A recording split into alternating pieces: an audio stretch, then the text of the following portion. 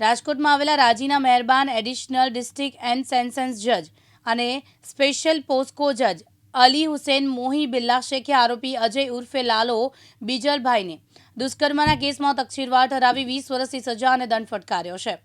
પીડિતાના પિતાએ ફરિયાદ આપી હતી કે 17 વર્ષ 4 માસની દીકરીને આરોપી અજય ઉર્ફે બિજલ કસમટા લલચાવીને ફોસલાવીને અને બાંધકામના ઈરાદે ભગાડી ગયો હતો. ત્યારબાદ આ ગુનો નોંધાતા તપાસ ધોરાજી સીપીઆઈ હુકુમતસિંહ જાડેજાએ કરી. સરકાર પક્ષે એડિશનલ પબ્લિક પ્રોસિક્યુટ કાર્તિકેય મનોજભાઈ પારીખે દલીલ કરી. ભોગ બનનારના કલમ 164ના નિવેદન તથા નામદાર અદાલત સમક્ષ જણાવ્યું કે પોતાની માતા સાથે બહાર ખુલ્લામાં સૂતા હતા ત્યારે આરોપી આવી રીતે મોડે મૂંગો દઈને અને અપહરણ કરી ગયો અને ત્યારબાદ ફૂલ સ્પીડમાં મોટરસાયકલ લઈને ભગાડી ગયો.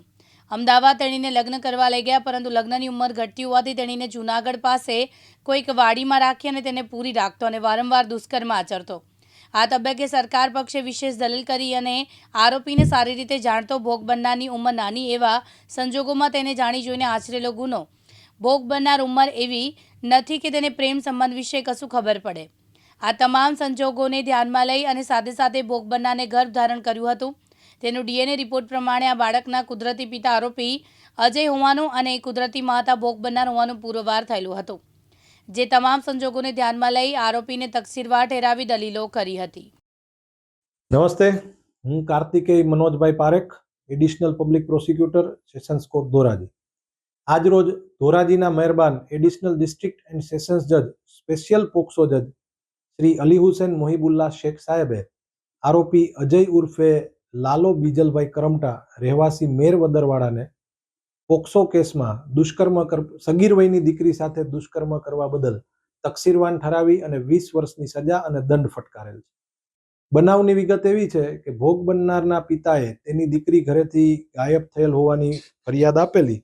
ત્યારબાદ ભોગ બનનારે નિવેદન આપેલું પોલીસ રૂબરૂ અને કોર્ટમાં પણ કે આરોપીની સાથે નવરાત્રી દરમિયાન તેને પરિચય થયો હતો અને પછી આરોપી તેમના ઝૂંપડે આવી અને ધરારથી મોટે મૂંગો દઈ અને ઉપાડી ગયેલો અને ત્યારબાદ તેને અમદાવાદ લઈ ગયેલો. ત્યાં ભોગ બનનારની ઉંમર નાની હોવાથી જૂનાગઢ લાવેલો. જૂનાગઢ કોઈ એક વાડીએ રાખેલા અને ત્યાં 20 દિવસ જેવો સમય રાખેલ. આ સમયગાળા દરમિયાન ભોગ બનનારને ઓરડીમાં બંધ રાખતો અને તેની સાથે વારંવાર દુષ્કર્મ આચરતો.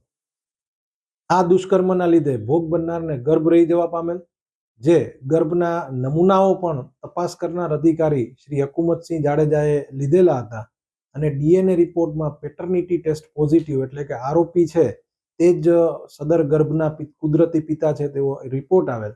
આમ શ્રી હુકુમતસિંહ જાડેજા સીપીઆઈ ધોરાજીની તપાસ અને સમગ્ર હકીકતોને ધ્યાને લઈ ધોરાજીના મહેરબાન એડિશનલ ડિસ્ટ્રિક્ટ એન્ડ સેશન્સ જજ શ્રી અલી હુસેન મોહિબુલ્લા શેખ સાહેબે આરોપીને તકસીરવાન ઠરાવેલ. આરોપી ચુકાદાના દિવસે બીમારીના કારણ સબબ ગેરહાજર રહેલ. તેમનો એક્ઝમ્પશન એટલે કે મુક્તિ રિપોર્ટ પણ નામદાર અદાલતે રદ કરેલ અને તેમનું પકડ વોરંટ ઇસ્યુ કરેલ. વિપુલ ધામેચા, દિવ્યાંગ ન્યૂઝ, ઉપલેટા, રાજકોટ.